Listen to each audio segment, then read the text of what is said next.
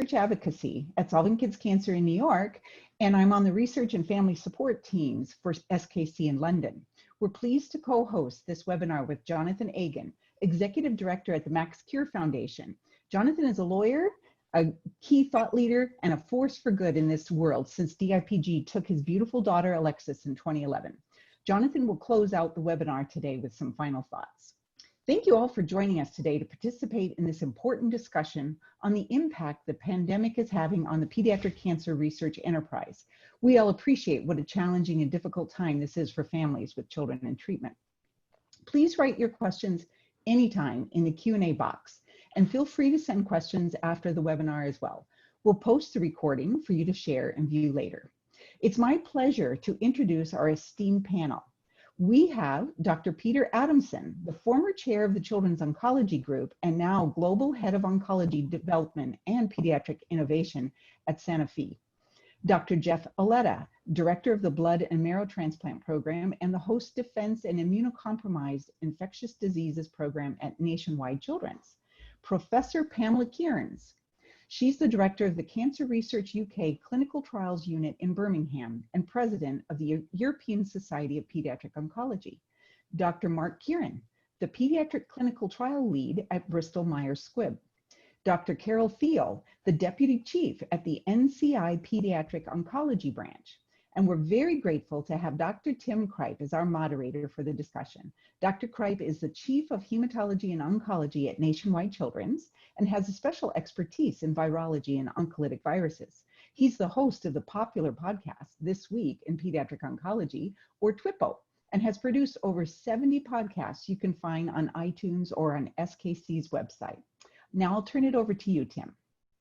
Thank you, Donna. It's a pleasure to be here today. As you know, we've got a nice collaborative relationship over the years, producing those podcasts and now a couple of webinars. And I realize we also share with Nationwide Children's Hospital the symbol of the butterfly.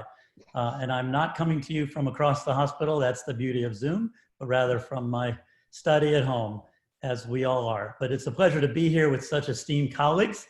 And so we have a lot of topics to discuss in a short amount of time. So I want to get to them. We're going to cover current and future cancer care services, clinical research, emerging therapies funding, life sciences industry role in pediatric cancer R&D, translational research, and hopefully we'll end on some positive notes, like perhaps talking about some silver linings of how the world will change for pediatric cancer patients and pediatric cancer research following this whole crazy pandemic thing. So why don't we just jump into the first topic, which is about current care and how that's being modified. And there's just been a position paper that's in press now in pediatric blood and cancer, put together by leaders of a lot of the different international cooperative groups. And I'm wondering if we could just briefly talk about some of the challenges that we're encountering and some of the things we're doing about that. And maybe Peter, you're on mute, but thank you for coming off mute. Maybe you could get started with that as the recent former chair of COG and what your thoughts are either about that position paper or about how the world has changed at the moment. Well, thanks, Tim, and it's certainly a pleasure to be here joining everyone. And I've recently moved, so I'm coming up to speed in a new environment while I'm obviously staying in close touch. I think, very briefly, speaking with my colleagues as far as what's happening clinically before jumping into clinical research, and Tim, don't hesitate to put me back in the direction you want. But I think it obviously has changed how clinical medicine is being performed in pediatric oncology as well. A lot more telemedicine,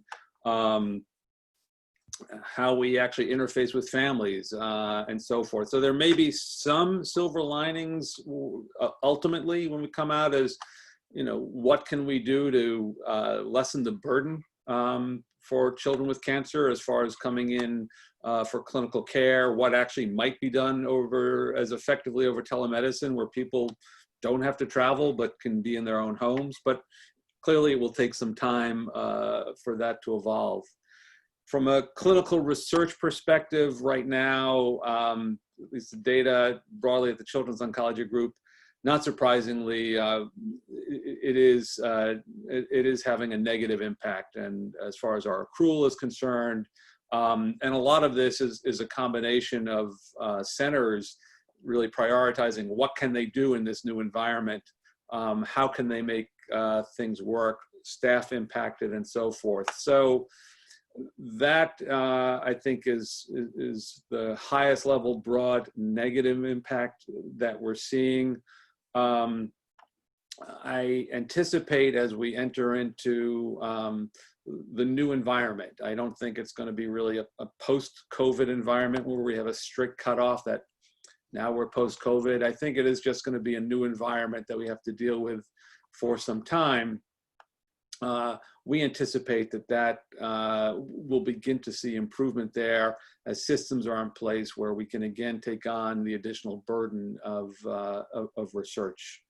Let me pause there and turn it over to you and others. Yeah, no, that's great. Thank you for starting us off. And there was, again, to reiterate Donna's initial comment, please post any questions in the Q&A session. There was one about it being recorded. Yes, it's being recorded, so you'll be able to watch this later on Solving Kids Cancer website. So we appreciate that. Jeff, maybe you're active in the clinic. Maybe you could make just a few comments about how care is being impacted today, and then we'll go to Pam. Thanks, Tim. Peter, nice job. I would agree with what Peter says. I think from a perspective of the way things work now in terms of anticipating going to the hospital, I think we need to let people know of a couple of things. Number one is they'll be receiving phone calls from clinic prior to even going to clinic, asking them and inquiring rather about their symptoms and if their child has symptoms as well. That may then, the answer may set along a decision tree in terms of where the caregiver and their child then goes. Will they go directly to clinic, or will they go to a testing center with regards to getting tested for SARS-CoV-2, which is the virus that causes COVID-19.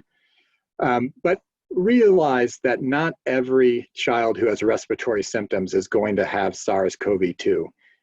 As a matter of fact, epidemiologically, that's going to vary very frequently across centers. So for example, here in Columbus, yes, we have seen COVID-19, but we have seen less in pediatrics, and that's probably a general statement also to kind of note, than in adults. So even though your child may have respiratory symptoms, he or she may not always necessarily have COVID. Going back, if he or she presents to clinic with respiratory symptoms, your child may then be isolated, and staff may wear what's called positive protective equipment, masks and gowns, and also face shields.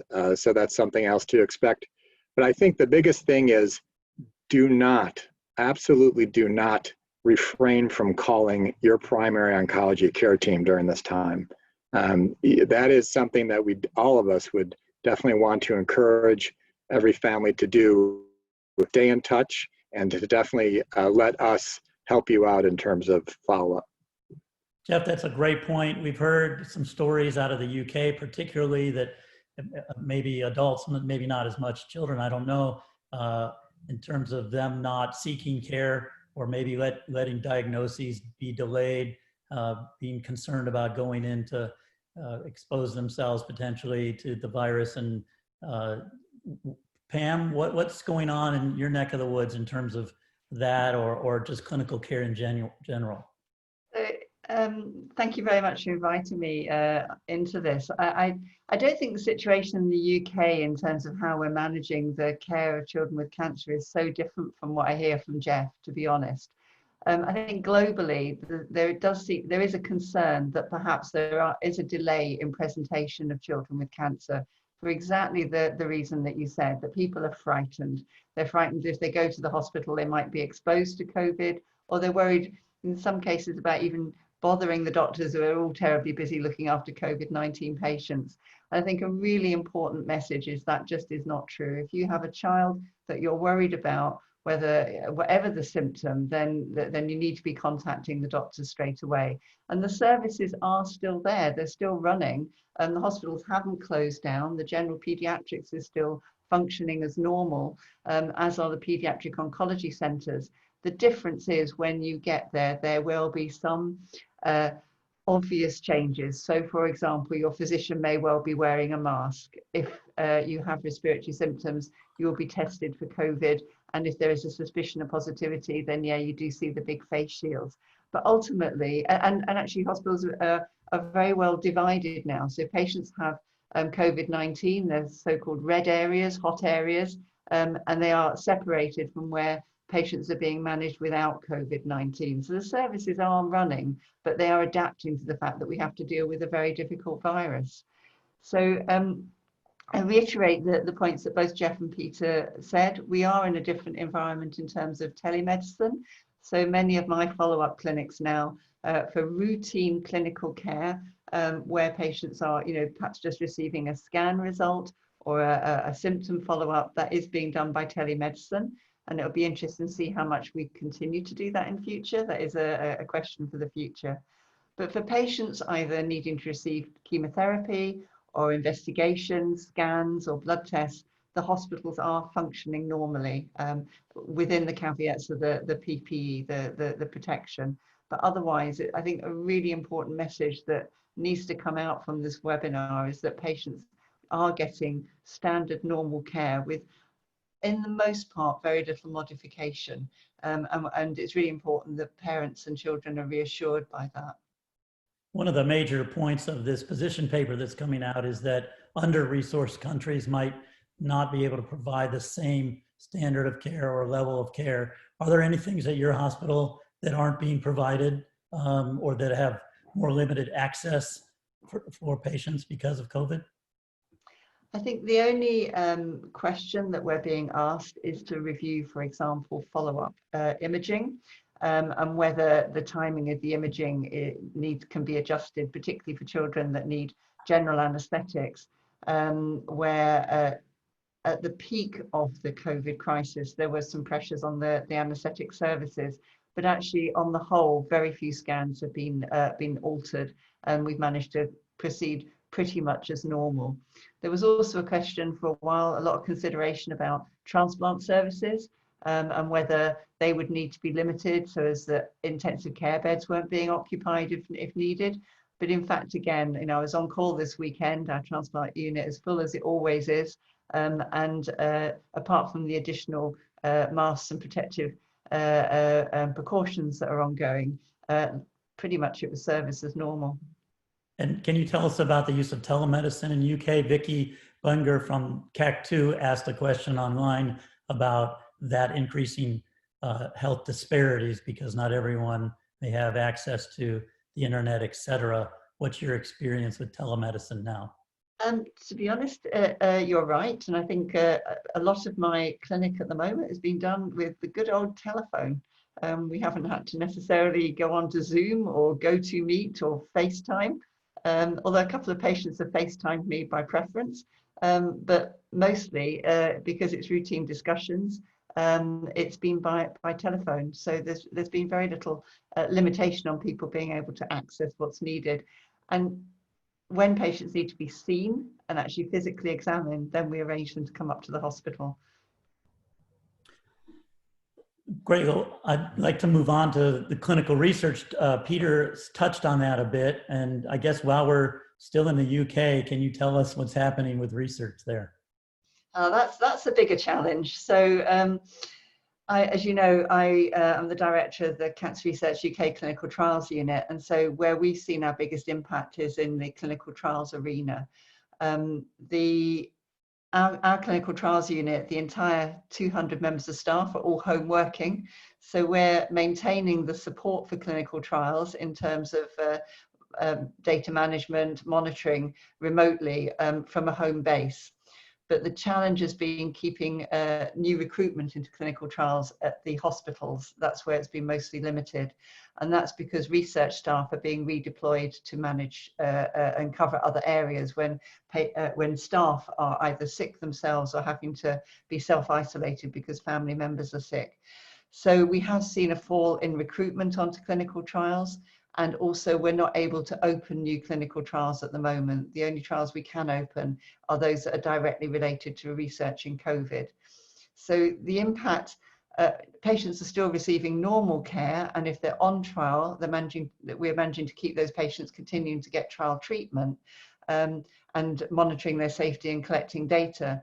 But there will be a delay in recruitment of new patients, and we don't know what the impact of that will be long term. We need to have a look at we'll obviously have to extend patient recruitment to be able to hit the research targets so we can answer the questions. And we have not yet got full reassurance about the funding aspects of that yet. Yes, that's something that we're definitely concerned about. What about Carol? How are things at the NCI in terms of research? And then we'll go to Mark to talk about research. So thank you, Tim. So at the intramural program, or the Center for Cancer Research at the National Cancer Institute, we have essentially, we treat predominantly patients who are relapsed or refractory. And so for these patients, we also have a large presence in natural history of rare cancers as well. So our natural history studies have essentially really closed down to minimal maintenance, and anything that can be done by telephone is being done that way. Now, for our protocols, we have several CAR-T therapy programs that are for relapsed and refractory patients, CD22, CD19, 22, as well as a CD33. And those are still open and accruing patients. And so there is an effort for to balance patient risk in coming versus benefit from the potentials of the therapies. And so on the other hand, from the preparation of clinical trials, the programs are still going forward with all the preparation for new and innovative trials. We're really hopeful that we will be able to open trials should things begin to abate. And what about funding? I guess you're intramurally funded, but have you heard anything about government funding for trials? So I listened to Ned Sharpless, who spoke to the Board of Scientific Counselors a couple of weeks ago. And there is really a big emphasis in the NCI to really focus on cancer as the major target. And there is a large push for childhood cancer. Clearly, the Childhood Cancer Data Initiative funding is moving forward, and that's well set for the next 5 years. I do believe that we do have a presence in the COVID-19 field, and these studies are evolving. I think one of the major studies that's going to happen is a change of looking at antibodies. So we had a large presence looking at antibodies for HPV from the vaccine trials. And so this whole effort in the Frederick National Laboratories is going to be moved over to beginning to evaluate the development of antibodies to SARS-CoV-2. I guess that brings up the question of whether a lot of the efforts and funds that are being used for these new COVID type studies, is that diverting effort, energy, money away from other programs like childhood cancer research? Do we think there's going to be an impact in that way that might be negative in our field?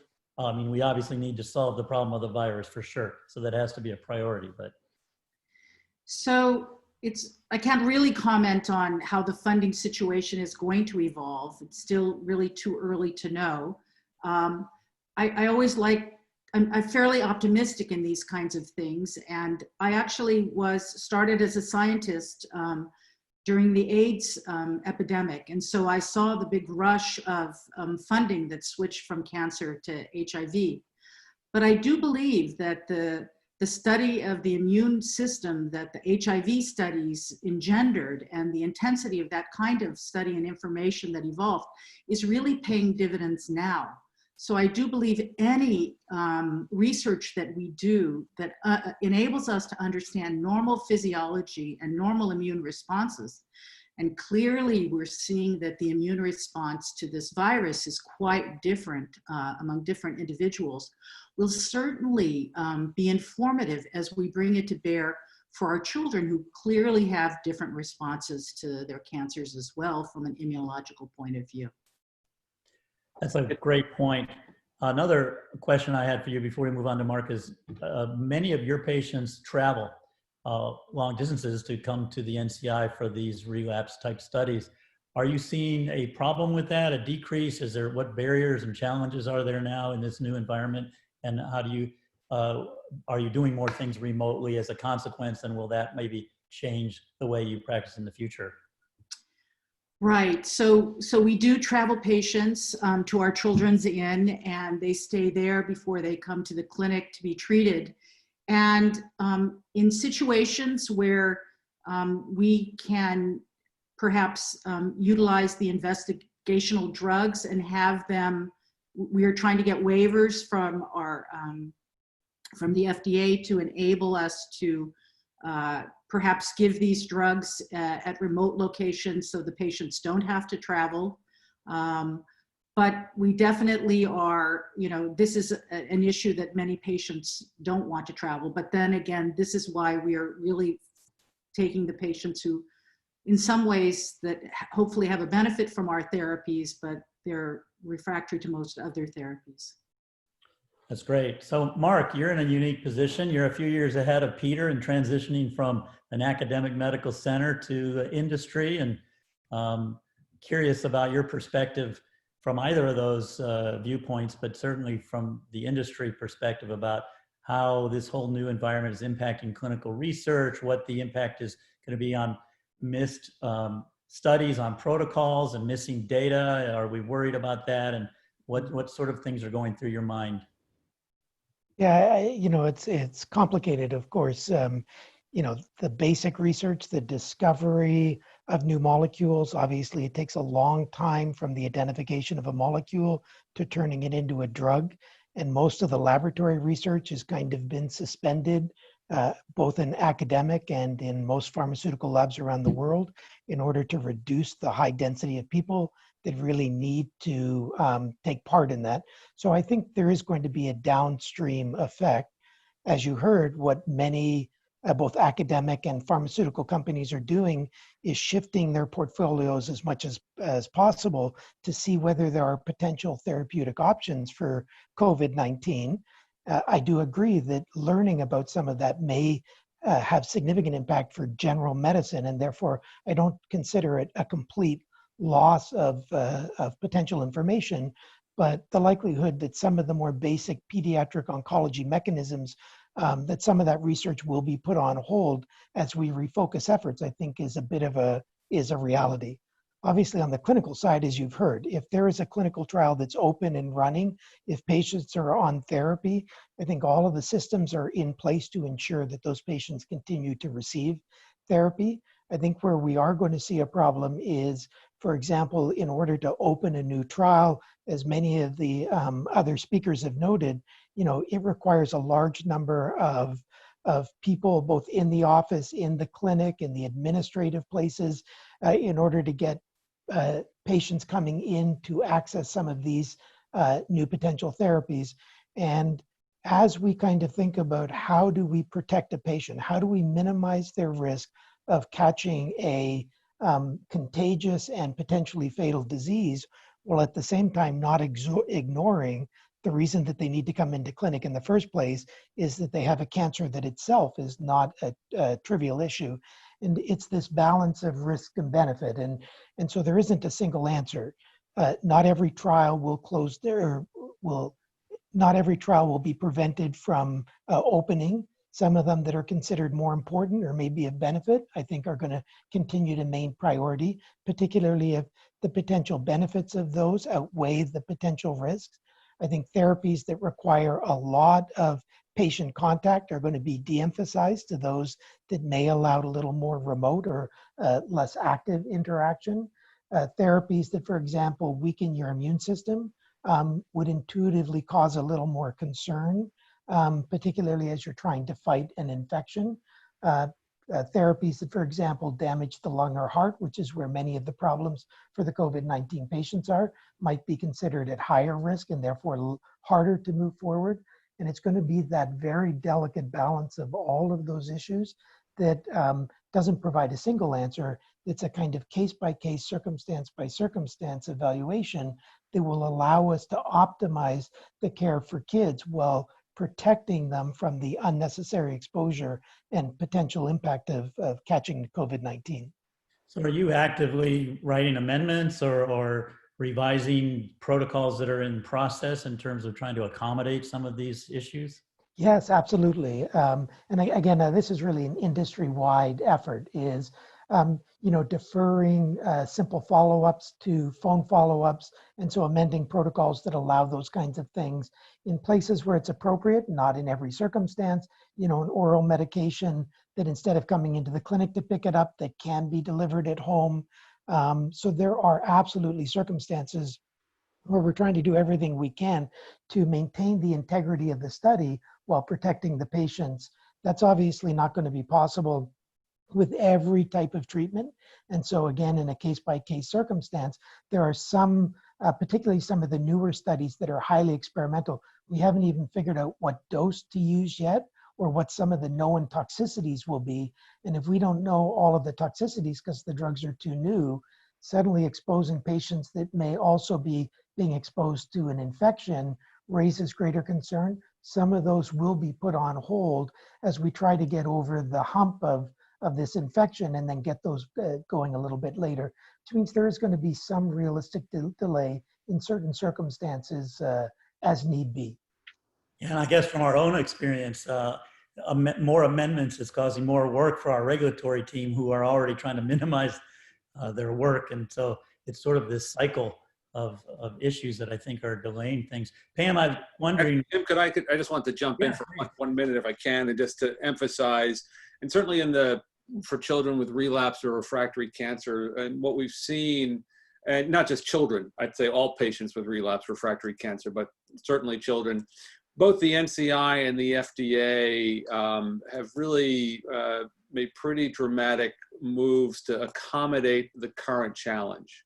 So things that would normally have taken major efforts to say, oh, we can't do this, we can't do that, including shipping investigational drugs so families don't have to come into the hospital and so on and so forth. So there are a lot of accommodations being made for patients currently participating or just enrolling on investigational studies.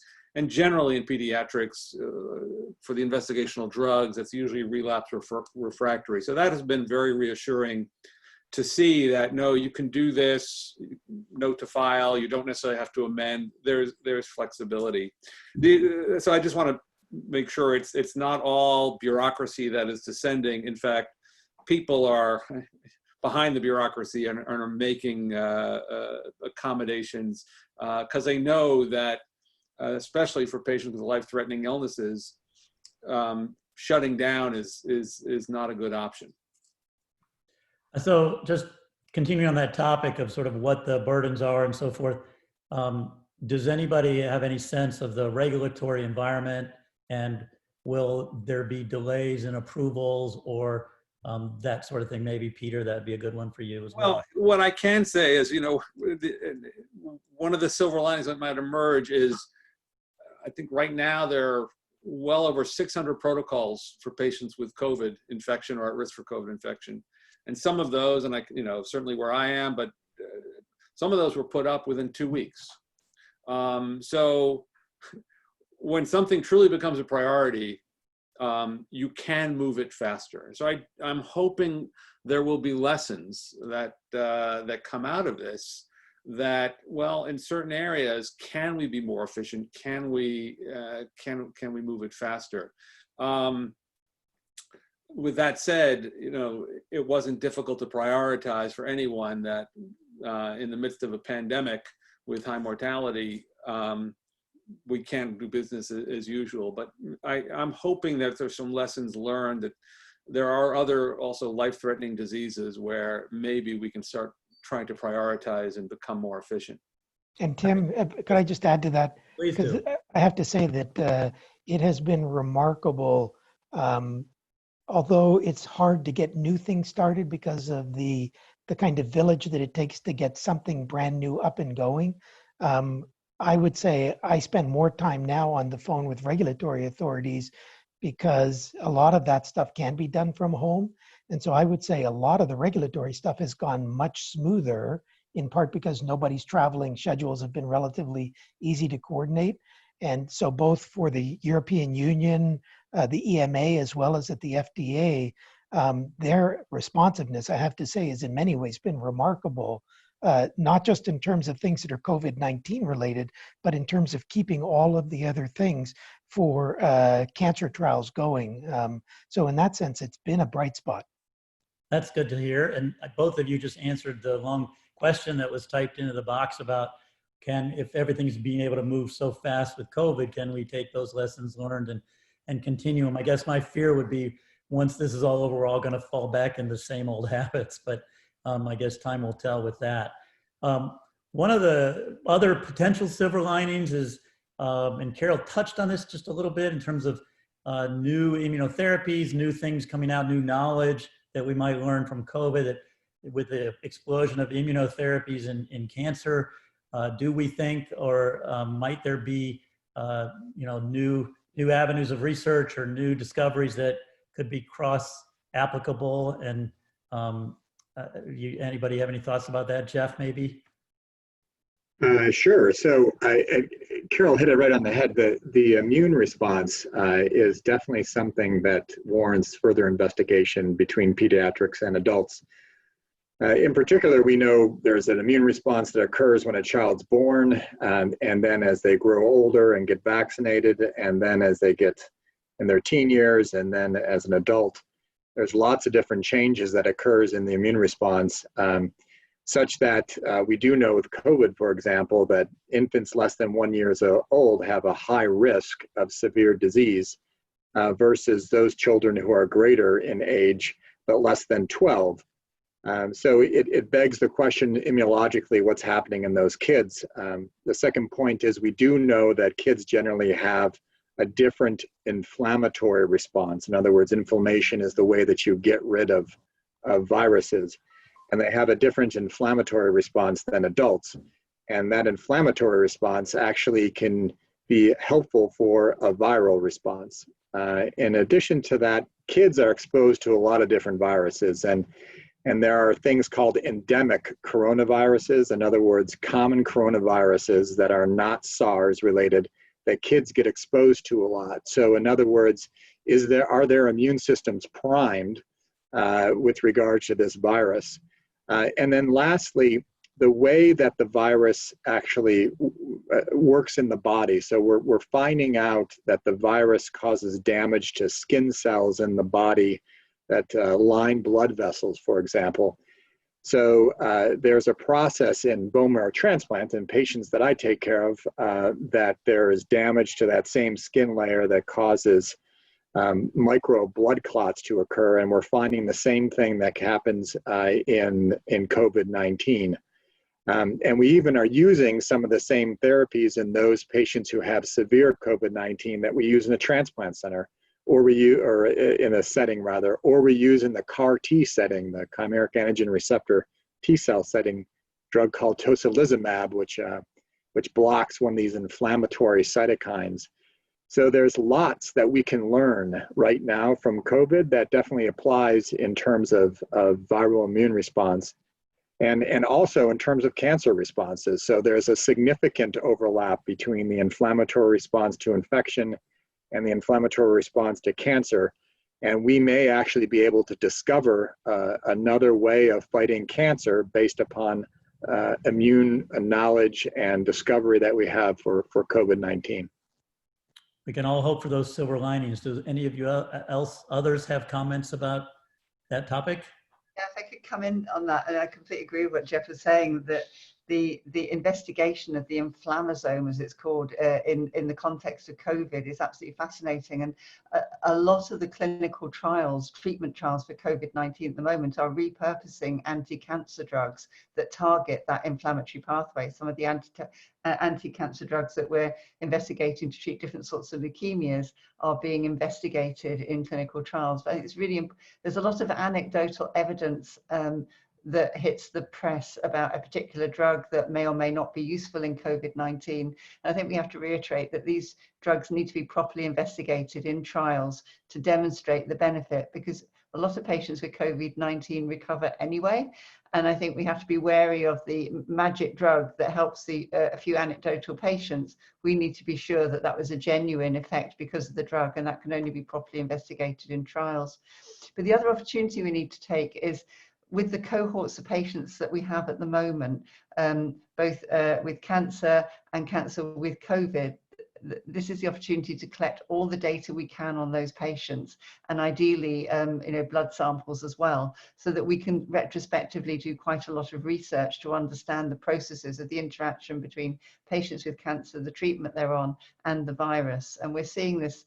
We've got a national registry of childhood cancer patients with COVID in the UK, and I know St Jude's have launched one, an international one, and aligning those registries with good sample collections to do future research will really help answer some of the questions that Jeff was alluding to. Pam, since we've zoomed back to the UK, there's been two questions typed about international travel, either between countries within Europe, or if someone's on a trial in America, wanting to know whether drugs can get shipped to them, or how does that impact, how has COVID been impacting their participation in clinical trials in terms of international issues and travel. Do you have any comments about that? Yeah, so the issue, the issue of shipping drugs hasn't been prohibitive. We've managed to get access to drugs. There's been no problem with transfer across borders from within the COVID-19 pandemic. The issue of patients moving across borders is a much more difficult one. And I certainly have had personal experience of a patient who was supposed to be traveling to another country for treatment, that we had to reconsider that, and the patient received treatment back in the UK instead. So yes, cross-border travel is really, really challenging at the moment, and particularly between countries in Europe. As you know, France, Germany, Italy, all the borders are locked down.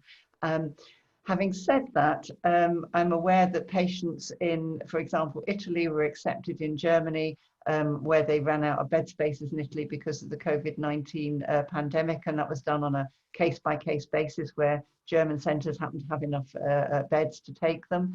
But it isn't a general cross-border opening at all at the moment. So it really is challenging. And for clinical trials, I wouldn't say it was impossible, but there'd have to be a very strong case to break the border restrictions at the moment. And could you talk a little bit more, you touched on about there's a question written about the registries of COVID and cancer, that sort of thing, and maybe if anyone else has information on those as well, could chime in. So if I can speak to, we've got something called the Coronavirus Cancer Project in the UK. It opened initially for adult cancer patients. So it's capturing all cancer patients that were tested positive for COVID, just basic data on their demographics, the treatment they'd received, and the outcomes. And then we've managed to launch in the last 3 weeks a pediatric version of that, and it's now open in every UK pediatric cancer centre. It naturally will only capture the patients that are in hospital, so we can't say it will give us a good epidemiology of COVID in the community. But what it is showing is that the patients receiving who are on chemotherapy, who are also COVID-19 positive, for the most part are not developing major symptoms and are being discharged from hospital after their usual antibiotic therapy that they would normally receive if they get fevers. But it's early days to really analyse that. There may be others on the line that can speak more to the St Jude's project, but the International Society of Pediatric Oncology, SIOP, worked with St Jude's to launch a very similar database. What's really nice is that certainly our registry and the St Jude's ones are completely compatible, so we hope to be able to do data merging and joint analysis ultimately. But the St Jude's one's open to internationally to any country who wants to record patients who've been diagnosed with COVID, a child with cancer who've been diagnosed with COVID, so we can internationally get an idea of what's happened to these patients in terms of their outcomes. Let's spend some time talking about funding. We all know that funding is key for childhood cancer research, not just from the government, but from private foundations like Solving Kids Cancer and others, as well as charities and individual donors, et cetera. Certainly everyone's personal finances are being impacted.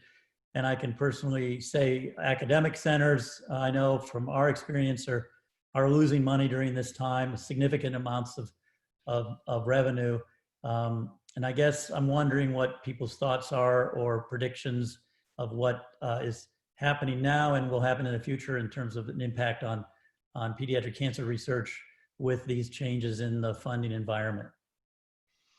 From an industry's perspective as well, are you guys losing money in industry at the moment, and is that causing challenges? Obviously with stock market changes, you probably are. I don't know, Mark, do you have any comments from that side?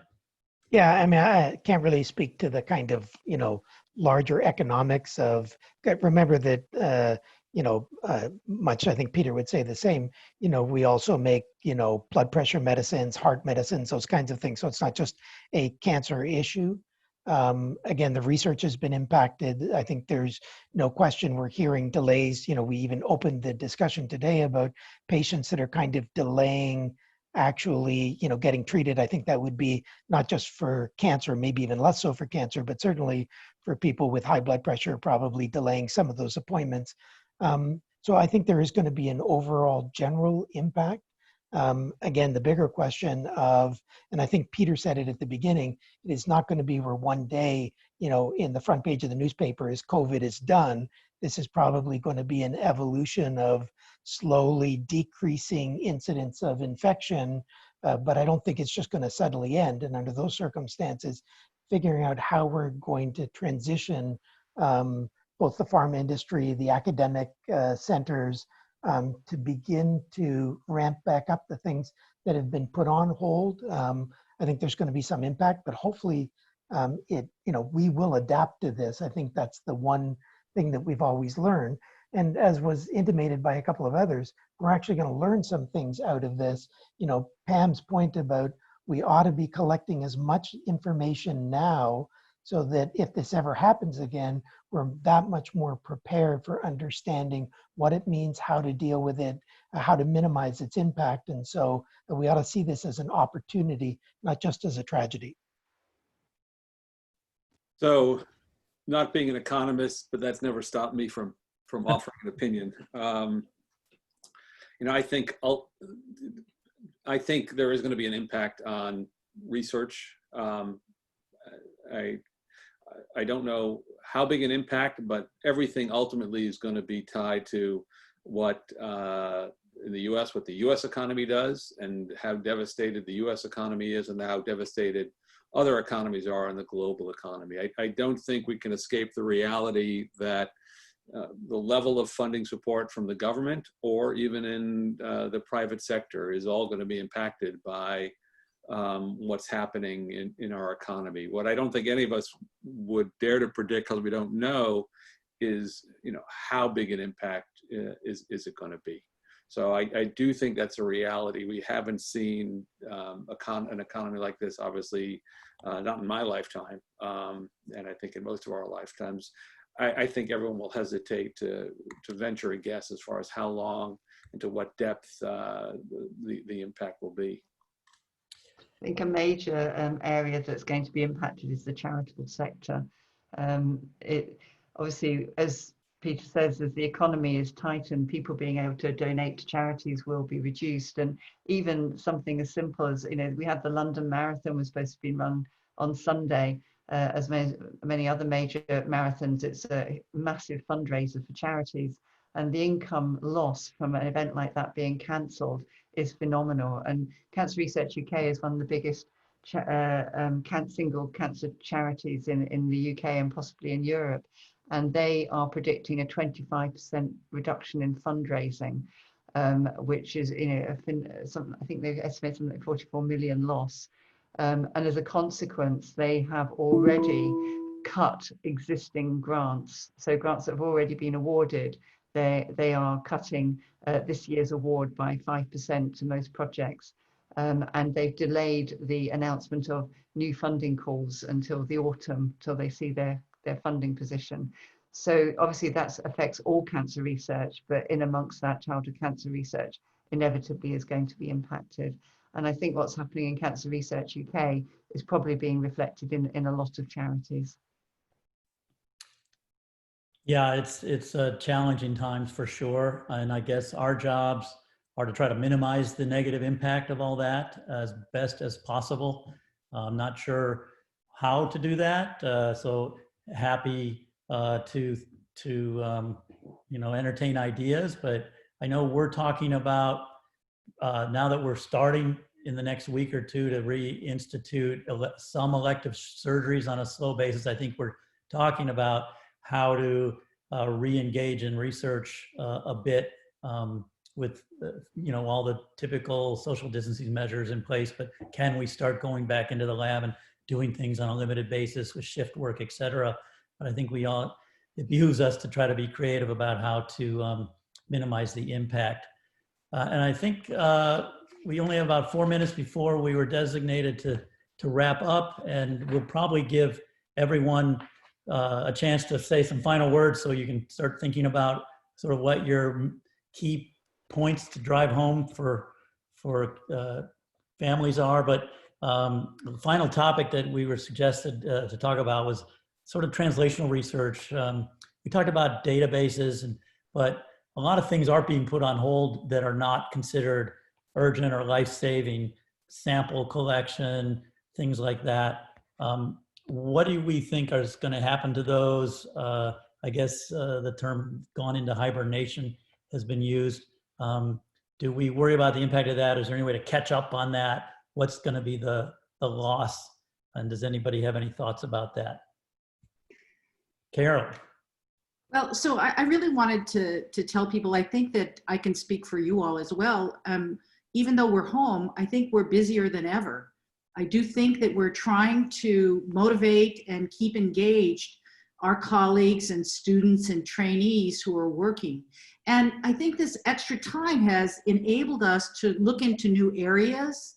And, there's so much, genomic data out there that I do think there's so much that a translational scientist can still be doing, even though they're not in the lab shaking tubes. So I definitely believe that we'll come back to the laboratory, energized and with new insights gained from this kind of hibernation period, where in fact, we're not really hibernating, but I think we're really seeing things in a slower, different way. That's true, Carol. One of my other roles is I'm director of the Institute of Cancer and Genomic Sciences. And when the university decided to remove everybody from campus, there was a lot of hair pulling and beating a chest from the laboratory scientists on how they were going to survive without their test tubes.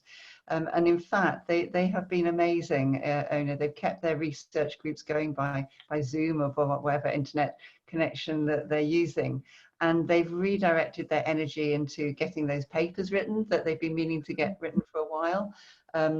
Really reviewing the literature on the work in which the area in which they're interested, so that when they go back into the labs, they're doing what they call, the killer experiments, rather than just churning through the work, but they've had a chance to sit back and go, actually, what is it we're trying to achieve when the grants are being compressed and the timelines to achieve the research when they get back into the labs is much tighter. They're being much more focused about what they're going to deliver when they get back into the labs. Now, I'm not saying that there hasn't been a consequence, and there will be casualties in terms of research projects that don't get completed or funding that doesn't get renewed. But actually, I think that it's been an interesting exercise for the researchers to really think about what matters in their laboratory research. And a lot of them are fundamental scientists that are looking very much at the basic steps in biology. And I've noticed a shift to their interest in disease processes, how what they're doing is more relevant to disease processes. And I think it's brought it much more, the fundamental biologists are actually looking more towards the translational biology, because they're actually seeing a very visual impact on what happens in diseases. I found that it's potentially a positive outcome. Well, thank you for all those comments. There's one last question, but it relates more to big picture issues. So I think I'll read it or I'll summarize it, and then we can go around in the room with our final sort of closing remarks before I turn it back over to Jonathan. And the question is written about, we've discussed it a little bit, but when we get on the other side of this pandemic, how do we collectively keep the momentum going and not, and how do we minimize the lost time and effort through COVID. But what really is the biggest risk this person is asking in terms of childhood cancer research? Is it the loss of funding? Is it what else do we need to be aware of to work and overcome? So if you have any final statements you want to make and you could work those answers in, that would be great. And we'll go around the virtual room from left to right and top to bottom from my screen, which may be different from your screen, but I've got Mark up first and then Carol. Well, I mean, obviously, first and foremost is you just want everybody to stay safe. And in these trying times, I know we're all going a little bit stir crazy.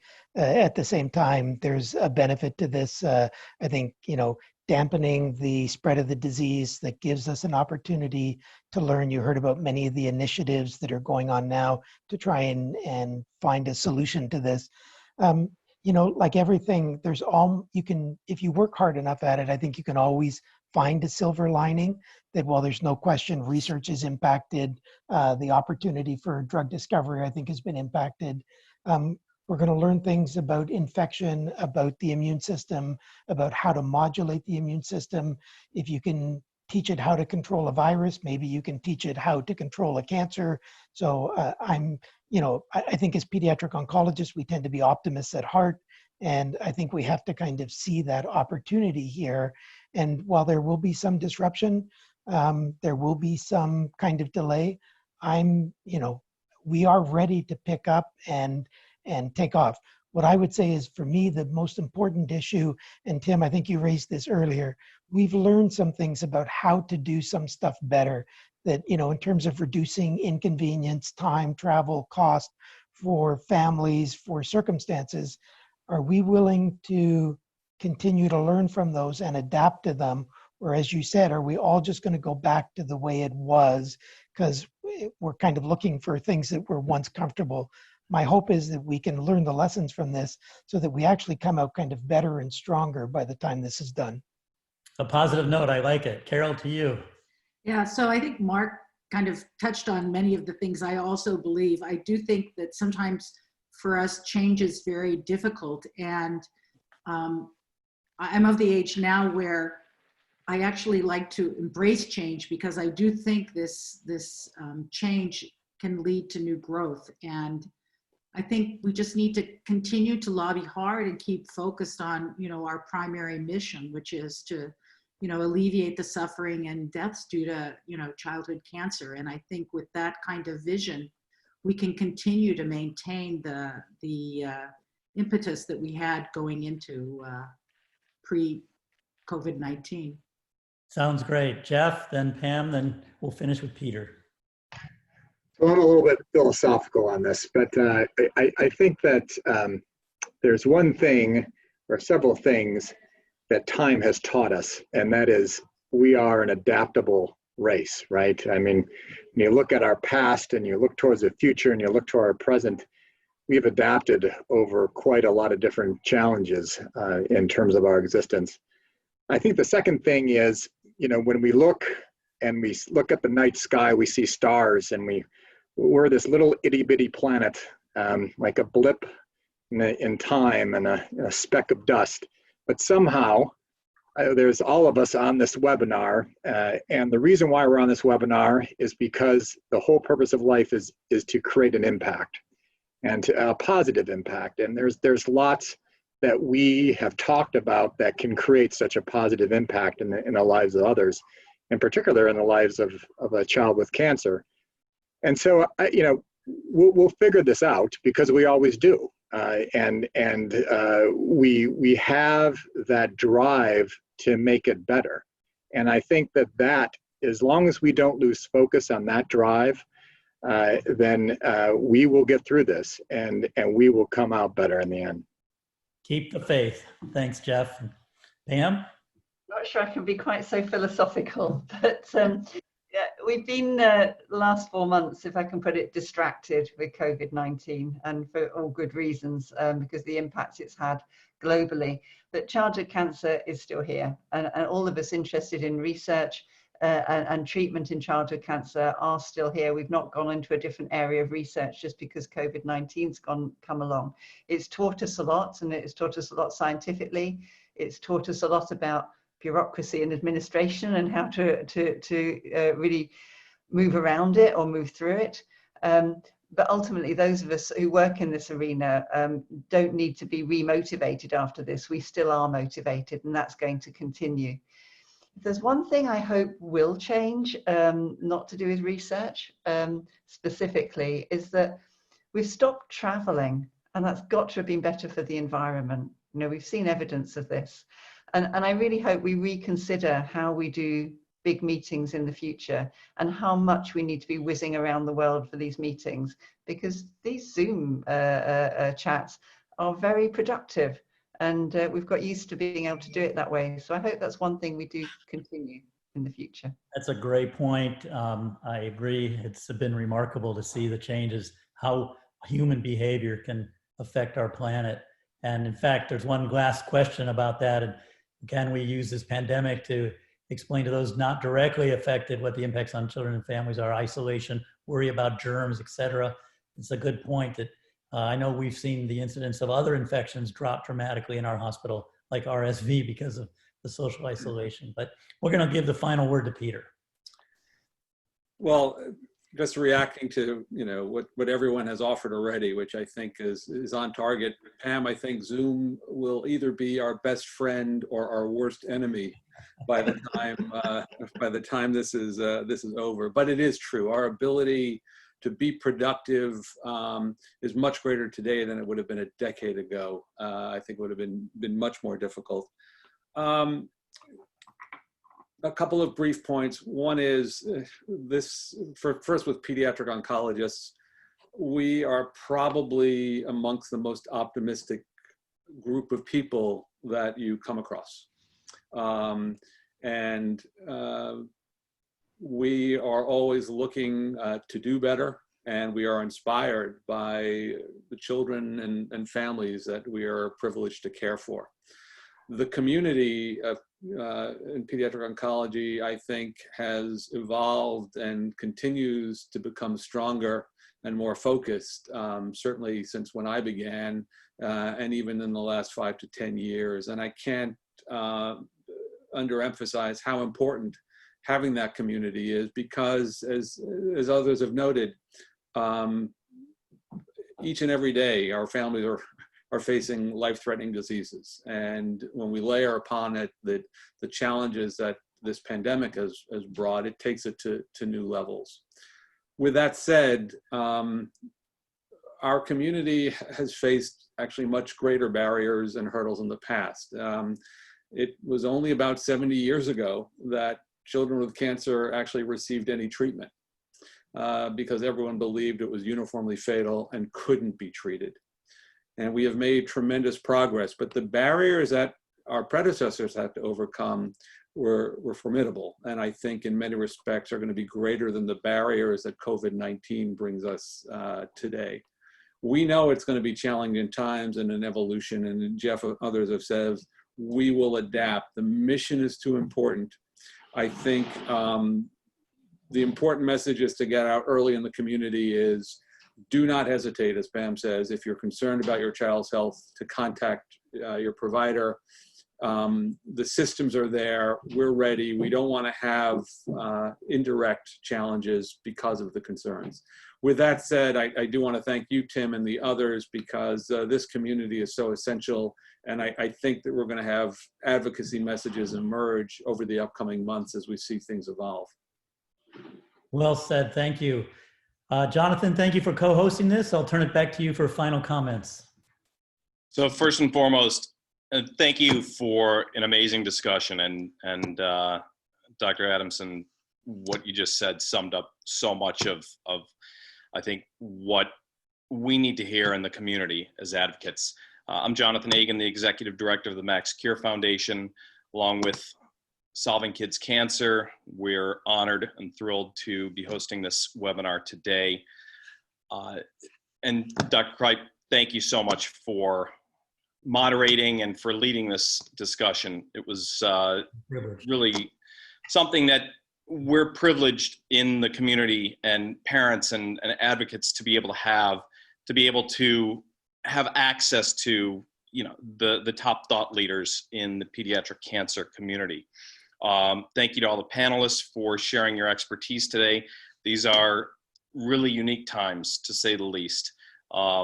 They are stressful and producing a tremendous amount of anxiety for people of all walks of life. But for those of us in the childhood cancer community who spend our days either caring for children, having a child with cancer, or some of us who've lost children and now focus on doing the work in the community as advocates, having access to be able to have this discussion is fantastic.